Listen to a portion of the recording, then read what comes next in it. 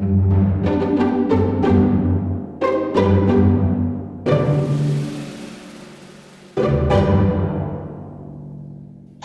and welcome to the Observations podcast. I'm Matt Davis, the Special International Elections Correspondent for the Observation podcast. Today I'll be hosting the first in a new series on elections that shook the world, where we look at a series of surprising or impactful elections from around the world. To kick this series off, we will start by looking at an important election that many countries around the world cared about. We'll be talking about the 1970 election in Chile that led to the election of Salvador Allende. Allende has been described as the first Marxist to be elected president in a liberal democracy in Latin America. And this election set off a series of events that led to a military coup led by Augusto Pinochet. Pinochet's coup meant that these were the last general elections that Chile would have until 1989. This was especially surprising, given that Chile was known as a strong and stable democracy in the region that had consistently held elections since 1925. To talk through this election, we have a guest who has looked at the history of the Americas in the 20th century from an international perspective. And of particular interest to us, he's explored the global reactions to this election in Chile. I'm delighted to be talking to Dr. Sebastián Hurtado Torres, a researcher at the University of San Sebastián in Santiago, Chile. Thank you for joining us. No, thank you for the invitation. So, to start us off, would you like to tell us a bit about how the election led to Allende becoming president? That was the fourth time that Salvador Allende was candidate to the presidency. He had been the candidate of the left, and that means the Socialist Party and the Communist Party in Chile, both of which eventually converged into Marxism. He ran against other two candidates in 1970, a candidate of the conservative right, who had been president before, Jorge Alessandri, and the candidate of the Christian Democratic Party, who was the party in power at the time. And this man was Radomiro Tomic. In 1964, Allende had lost to the Christian Democratic Party in what basically was a two-man race. But in 1970, since the three candidates had could aspire to get a substantial share of the vote, it was evident from the beginning that no one would get a majority of the vote. And in the Chilean constitutional setting, the way to be elected president was to get the majority of the vote in the popular vote, or if that didn't happen, Congress, a joint session of both chambers of Congress, had to pick among the two largest pluralities. So in 1970, it was thought that Allende had a better shot than in 1964 because he could get to that runoff election in Congress and then be elected president. But few people thought that he would get the largest plurality. It was thought that Alessandri, the former conservative president, he would get the largest plurality. And in that case, according to what had happened before in situations like that, it was very likely that Congress would pick him. So there was a lot of planning before the election, especially by opponents of Allende, including the U.S. Embassy in Santiago and other U.S. agencies, to ensure that if Alessandri won that largest plurality, even if it was by a slim margin, he would get elected by the Congress, and the Allende threat, from their perspective, would be stalled. But that didn't happen, and that was a bit of a surprise to many people. Allende won the largest plurality in the election on 4 September, and that gave him the first shot at being elected by the Congress, and that set off a series of frantic efforts by his opponents in Chile and the United States to try to prevent that situation. Mm-hmm. So yes, right off the bat there, you can see it's shocking to people, well, to the other parties in Chile as well as internationally already. So with this election having this surprising outcome, what was the reaction from the rest of the world? You've mentioned a bit about the United States, but you feel free to go deeper into that as well. Uh, well, the reaction was kind of follow the lines of the Cold War divide, of the Cold War ideological divide. So in the United States, Nixon and Kissinger reacted very angrily, and they kind of threw a Nixon especially kind of threw a temper tantrum, as one historian has called it, and ordered the CIA to try to avoid at all costs that Allende be elected by the Congress, and things that are kind of well known actually. Um, and in other countries, say the military dictatorships that rule the several countries in South America, Brazil and Argentina, for instance, there was also great consternation.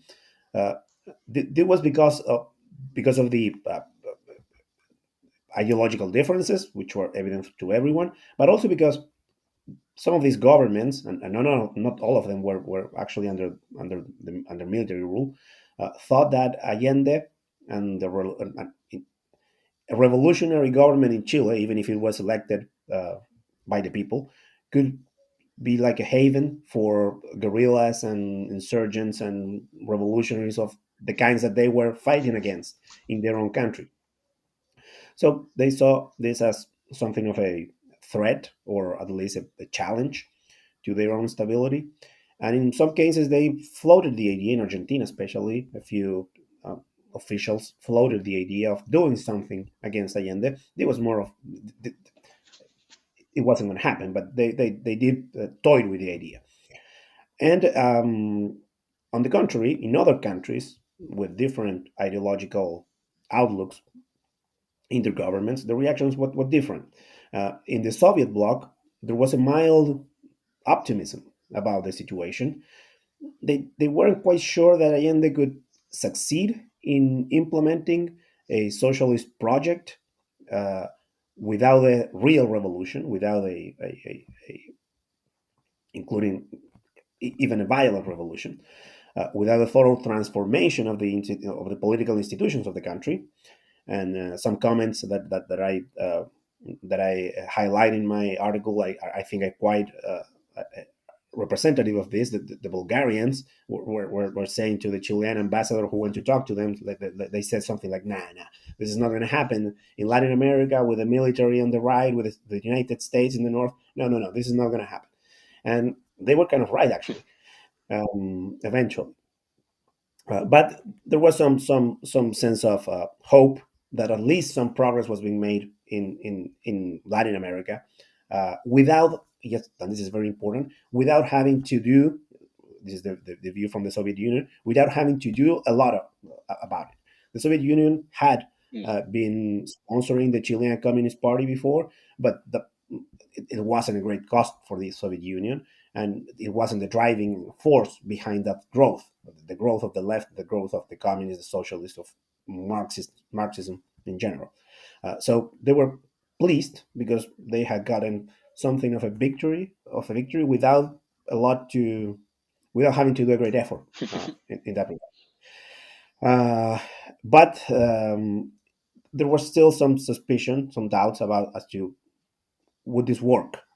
Will this uh, Chilean road to socialism be successful without the, classic Leninist revolution that brought about the success of socialism elsewhere? That was always on the table.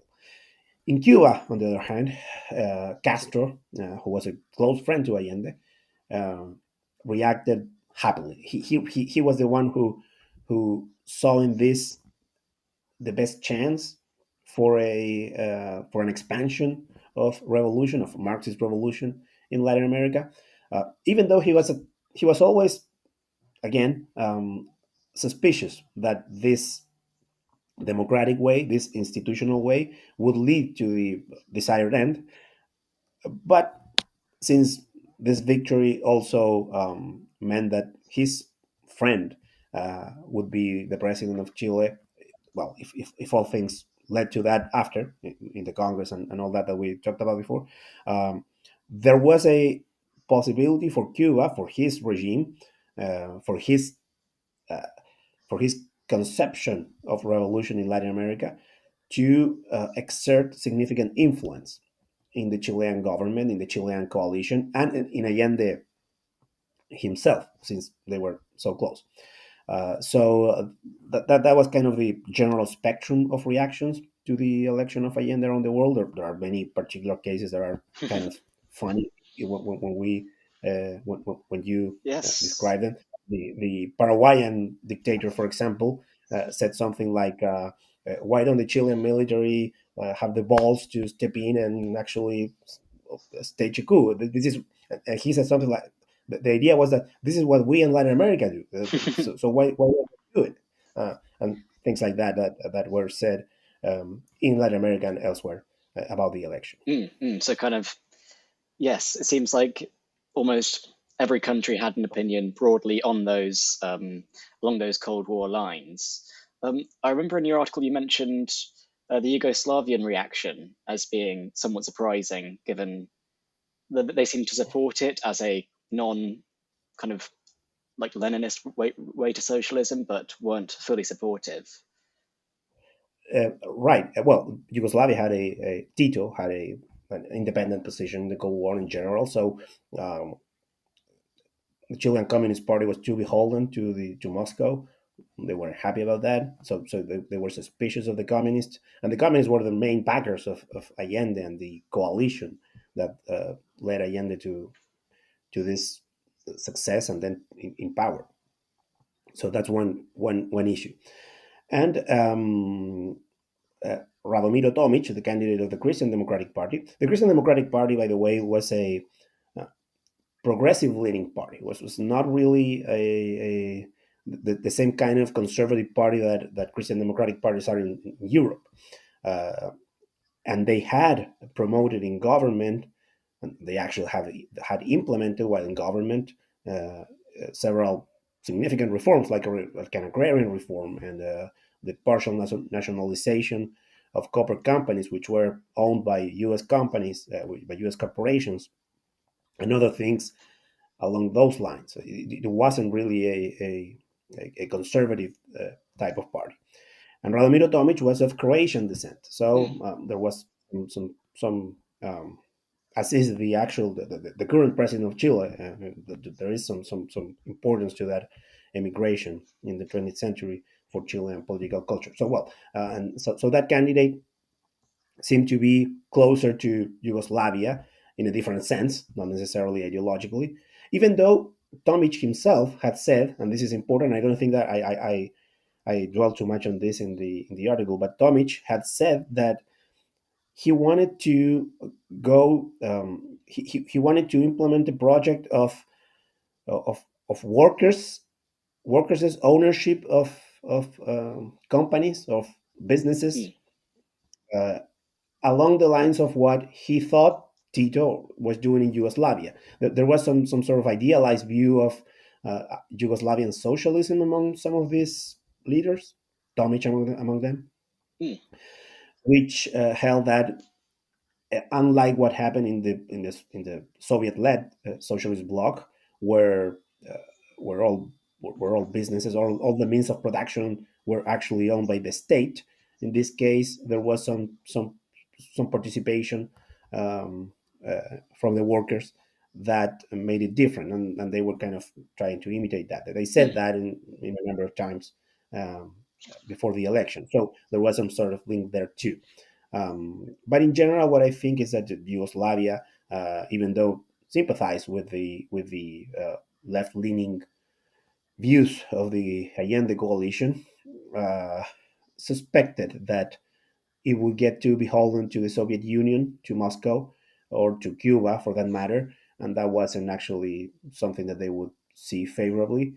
On the other hand, a progressive government that, even though was not fully Marxist, could be independent from that influence would be better for Yugoslavian interest. mm. Okay, so we're now going to take a quick break before we take a deeper look into the global reactions to this election. Welcome back. So, In your article for the Journal of Cold War Studies, The Chilean Moment in the Global Cold War, you mentioned some ideas of Chilean exceptionalism. Could you explain a little bit more about what this is and why other Latin American countries appear to be appear to believe in the strength of the Chilean constitution so much? Historically, since the times of the independence from the Spanish Empire in the 19th century, Chilean political institutions had displayed stability and I would say peace too, in a way that other Latin American countries have not been able to. In other words, in Chile, there was a tradition of constitutional government. It was very authoritarian in the first decades of the independence, after the independence. It wasn't by any means democratic in the modern sense of the word, but at least the institutions held. Uh, it, it was different from what happened in other countries where caudillos and regional warlords and civil wars and military rule and all that kind of dominated political systems in the 19th century and the 20th century as well.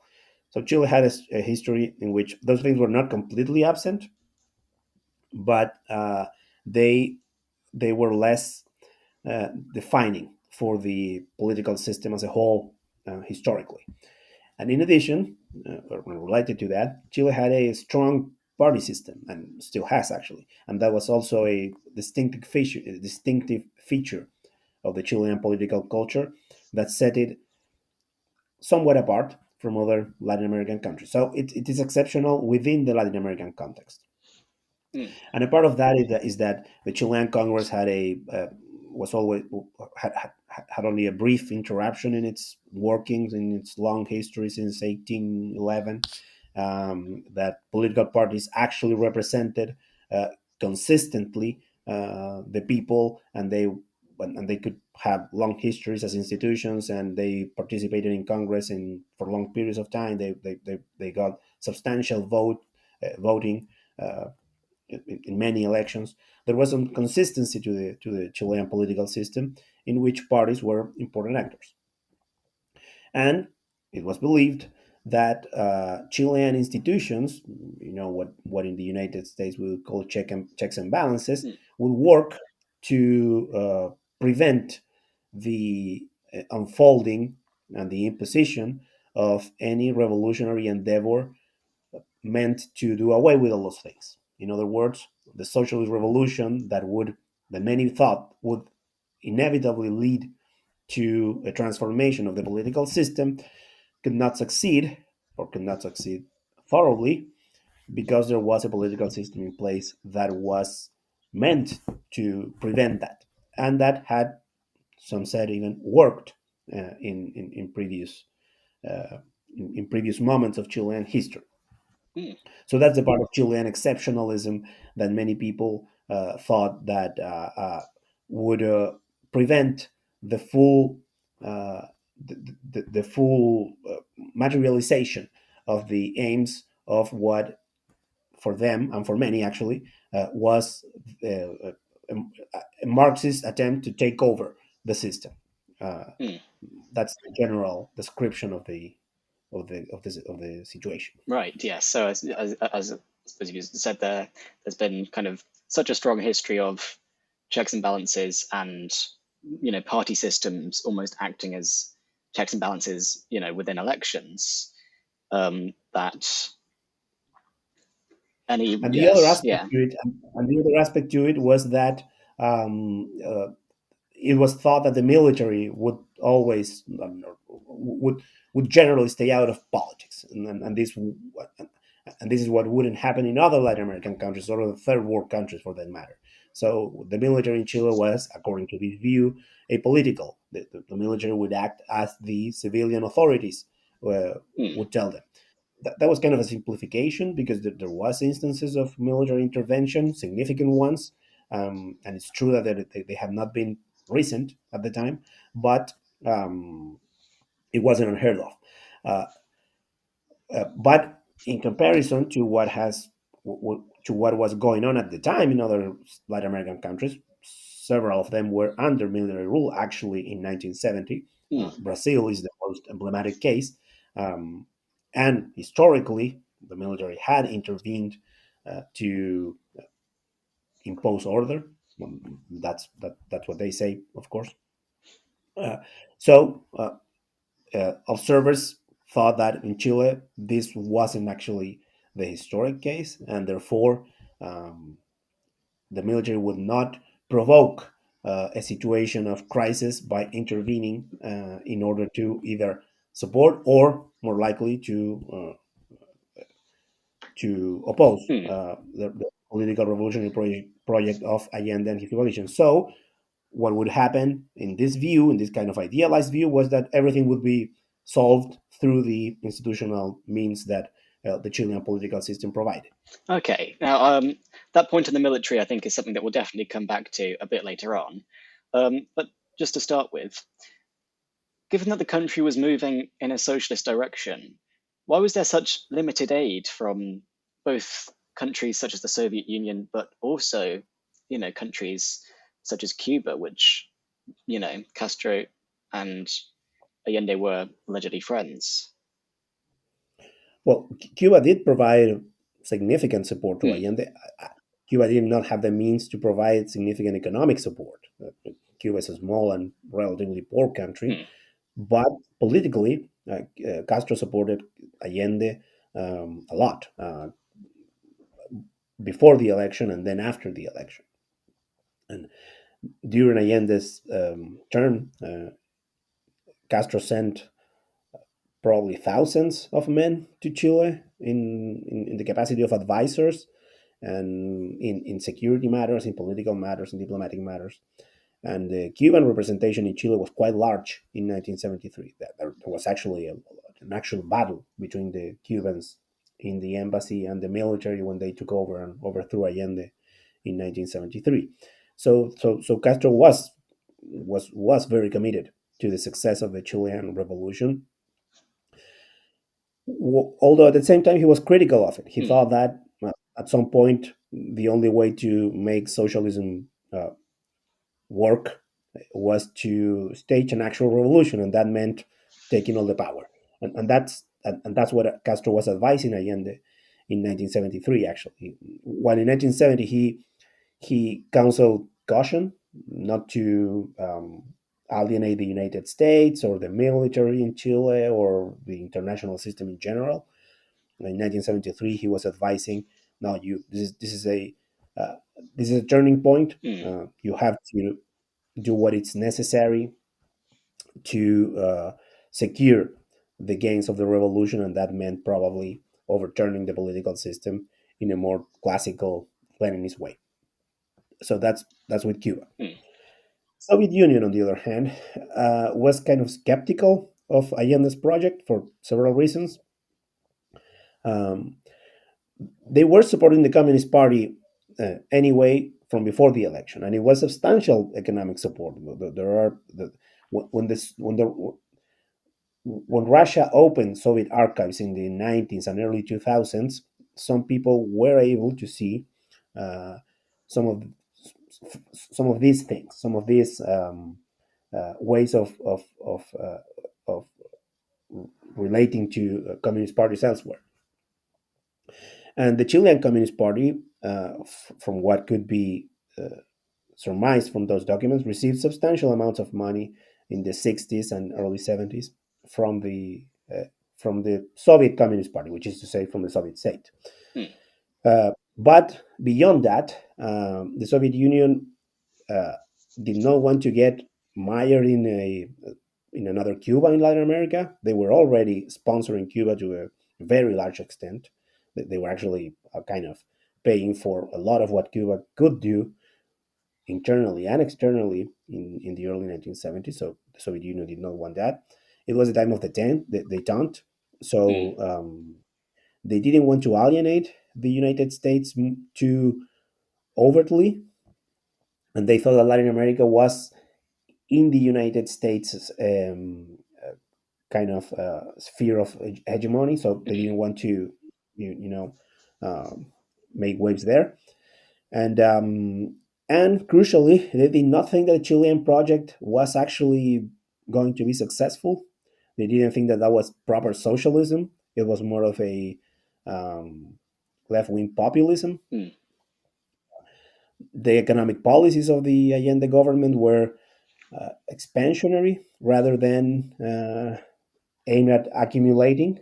So Allende would raise wages, would print money and control prices. It was oriented toward expanding consumption mm, rather than to the accumulation of capital, which was the more orthodox view among the socialists of the Cold War regarding what a state should do in order to build socialism. mm, So, for all these reasons, they didn't think that Allende was a good investment. Let's put it that way. And Allende traveled to the Soviet Union in 1972. Chile was in a deep economic crisis at the time. The state was in a deep economic crisis at the time, and Allende pleaded with the Soviet authorities to receive some substantial uh, uh, amount of aid, and the Soviet Union said, "No, we're going to do something, but not as much as you want us to."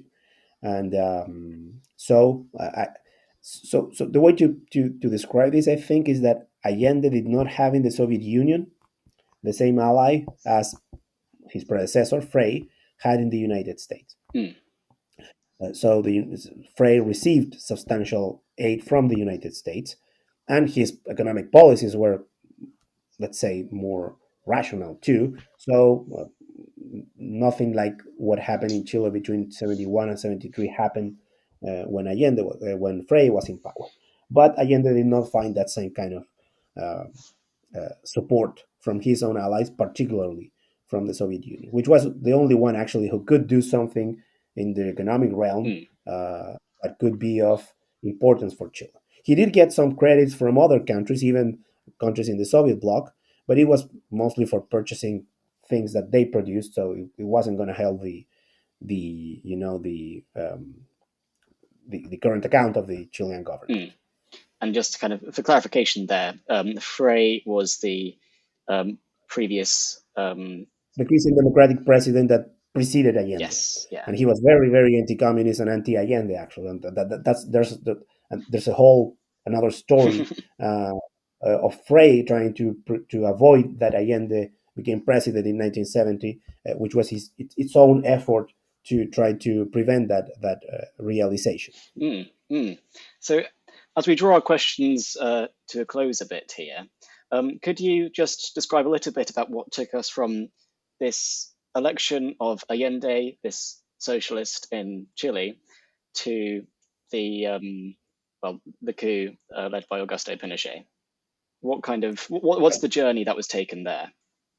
Right. Well, we started by saying that Allende would have the best shot to be elected by the Congress, and in 1970 he won the largest plurality in the popular vote, but he had to be elected by the Congress. That was what the Constitution said, and that meant that the runner up in the popular vote could be elected by the Congress too. But we know that Allende was, and there's a fascinating story there. But say Allende was elected president in 1970, and he tried to deliver on his promise of the implementation of socialism in Chile through um, uh, the institutions of the Chilean political system, and that meant trying to use all the prerogatives that he had as president to nationalize as much of the Chilean economy as possible.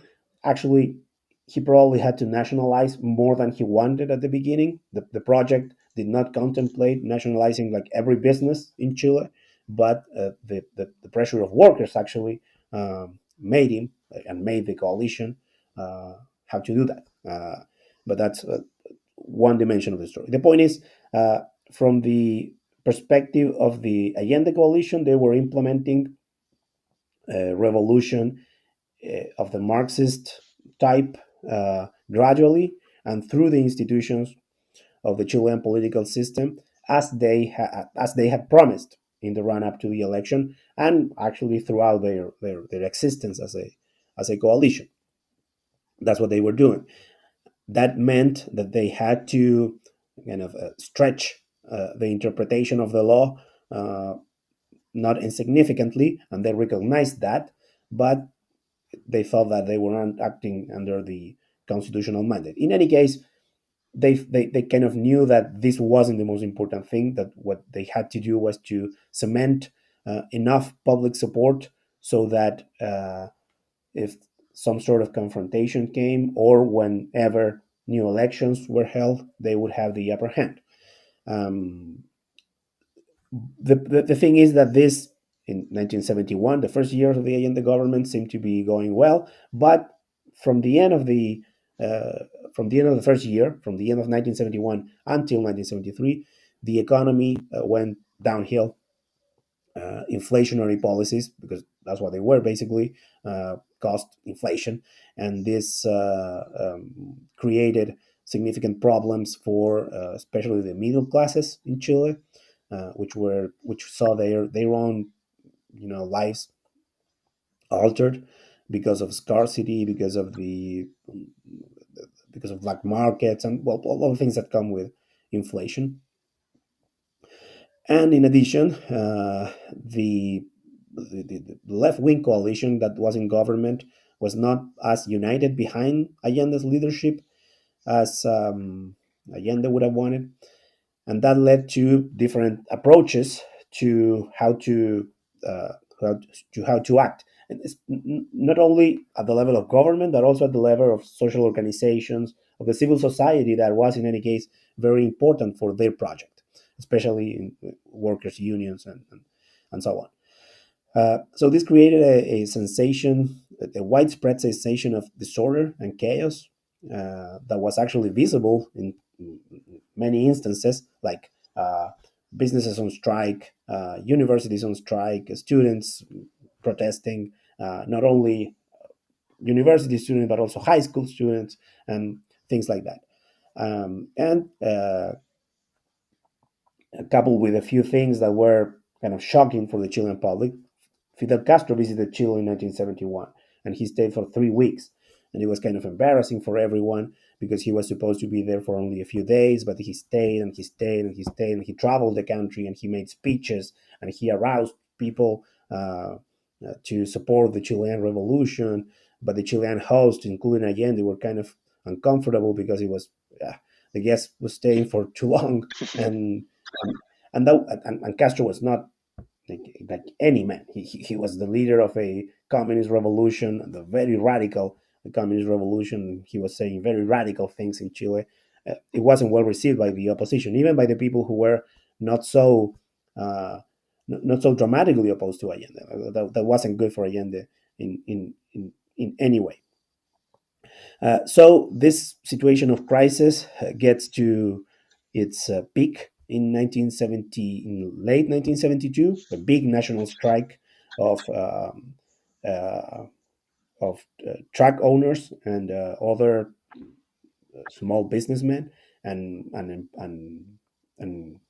professionals and that kind of uh, people, um, and then a paralysis basically in Congress because the Congress, or at least the opposition to Allende in Congress, accused him of acting unconstitutionally, which was kind of true. He Mm, was acting unconstitutionally in several ways. Um, Not yet in the sense that he was about to establish a dictatorship or anything like that, but he was actually acting uh, much beyond what the Constitution allowed him to do.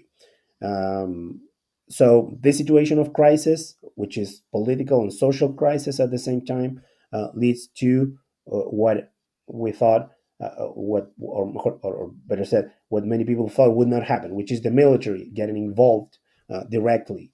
Uh, Directly in politics because they're called to serve as ministers by Allende in 1972, mm, and then in several other instances later on, and conspiring. The military, many military officers of a conservative bent, thought that Allende was taking things too far, that Chile was on the brink of either an authoritarian takeover by Allende or civil war or something in the middle. In any case, nothing good. So many of them thought that it was time to act, and they were prodded to in that direction by the opposition to Allende, mm, and crucially by say the mid 1973, the opposition was not only the conservative right, the traditional opponents of the left, but it was also the center, and the party of the center, the Christian Democratic Party, but also the people who were not really, uh, uh, who were not the kind of people that would that was still thinking that that there was a government of a president in trouble, but not necessarily a deep crisis of Chilean democracy. By 1973, the vision of these people who were willing to give Allende a chance in 1970 has changed, and it's now much more polarized. And now they're saying now this has to end, and probably the only way to end it is that the military overthrow Allende. And that's actually what happened on 11 September 1973. The military acted, and they acted unanimously, and that's the key. So there was no rupture within the armed forces. mm, All the armed forces acted to overthrow Allende, no dissent. So that's what avoided uh, civil war or a confrontation of a larger magnitude. And that was the end of the Chilean Revolution. It's kind of a stunning. The coup, uh, the coup actually won on the same day that the coup was staged. mm, Any pockets of resistance that arose in the next few days were rapidly uh, put out, basically, brutally. But there was no actually chance of any recovery of the forces that were in power until only a few days earlier. mm, mm. Well, there's quite a lot in that story there, both with Castro being a bit like a friend you invite round, but stays a little bit too long, and Yeah. then finishing off with that kind of classic Latin American coup, as that Paraguayan dictator would have said. Mm. So, It wasn't classic. It wasn't classic in the sense that it was a very cohesive action mm, from the armed forces, and and it proved to have a political project of somewhat a deeper meaning and deeper duration. mm, The military dictatorship basically transformed Chile in the 16 years that they were in power. So, in a way, yes, it was the very Latin American thing to do. On the other hand, it was different in the sense that this was kind of a more bureaucratic and modern way of doing things mm, with a political goal in mind. It wasn't there in 1973, but when it shaped up, it was pursued very, very uh, dogmatically. Actually, that right. So kind of many people say that was actually the Chilean Revolution that won. so yeah, say much more ideological, not just the military taking power for power's sake. There. Okay, so Exactly. um, so today, how is this election and what happened afterwards remembered in Chile? Is it remembered at all these days? Uh, well, what is most remembered in Chile is the coup. Mm, That's kind of the turning point of Chilean history, and no one can avoid that actually, um, because it's kind of the breaking point of what was supposed the normal Chilean trajectory of political institutions and political culture. But the election is viewed as, um, uh, especially by the left, as kind of the last chance they had of implementing the revolutionary project as it was conceived in the era of the Cold War. mm, The Chilean left now, even though they feel inheritors to Allende, uh, they're, they're not really pursuing the same kind of project. It's a different time, it's a different world. But in terms of the symbolic meaning of the concept of revolution or of radical transformation, the election is seen as kind of the last moment in which that was possible at that time. On the other hand, it's also seen by that same political culture as uh, a representation of all the things that would prevent the materialization of that project. The US intervening, the military intervening, the conservative right making life impossible for the left in power, mm, and things like that. These are all very, uh, these are all things that one segment of the political culture believes, and many of them are inaccurate historically. But in any case, uh, this is what feeds their memories of that moment. Um, on the other hand, it's also seen by some. This is not, of course, things that people talk about, but uh, it's seen as a very imperfect way of defining the presidency. As I told you before, if no candidate won the majority of the vote, it was the Congress that had to choose between the two largest pluralities. And a lot of the and the seeds of the crisis that came afterwards, you can find them then, because the Christian Democrats were progressive, but they were basically anti-Marxist. mm, So they voted for Allende in Congress to elect him president, because they thought that they could not go against the principle that had been stated in the previous instances in which the Congress had to choose, and because they negotiated with Allende some what in Chile is called constitutional guarantees, which was a promise of Allende not to go against the constitution, so that Christian Democrats could feel safe in voting for him. But if it is very likely that if the election had gone to a second round of popular vote, mm, Allende would not have won. The Christian Democrats the Christian Democrat constituencies, the Christian Democrat voters, were really more anti-Allende than the party was. mm, So uh, uh, this is counterfactual, of course. We cannot know. But considering what had happened in previous elections and what happened in the last election in Chile, which was the congressional election of 1973, 6 months before the coup, it is very likely that in that scenario Allende would not have won, mm, and that would have, of course, caused things to go in a different way, which we don't know which way would it be, but it would have been different. So, in the sense of institutionally thinking about these things differently, it is a hallmark. And now in Chile, elections follow different rules, and there is a popular runoff in case mm. no one gets majority in the first round, Right. and this proved to be a little more, a little better for stability. Mm, mm. So it seems like this election's in quite an interesting situation where it's been given this significance by the later coup, but has also largely been overshadowed by it because of the, well, as you said, potentially revolutionary impacts that that coup had later on.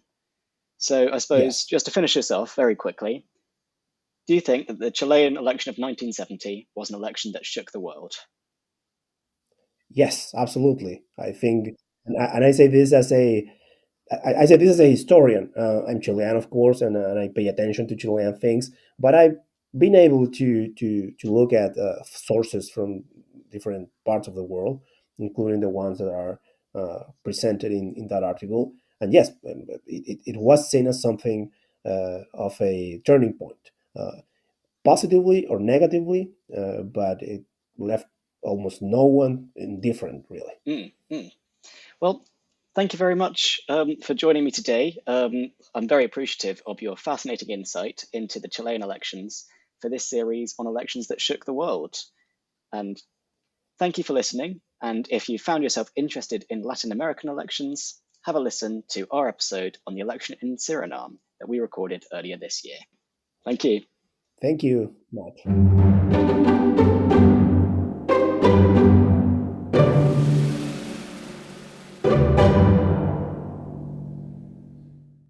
The Observations podcast is being brought to you by Democracy Volunteers, the UK's leading election observation group. Democracy Volunteers is non-partisan and does not necessarily share the opinions of participants in the podcast. It brings the podcast to you to improve knowledge of elections, both national and international.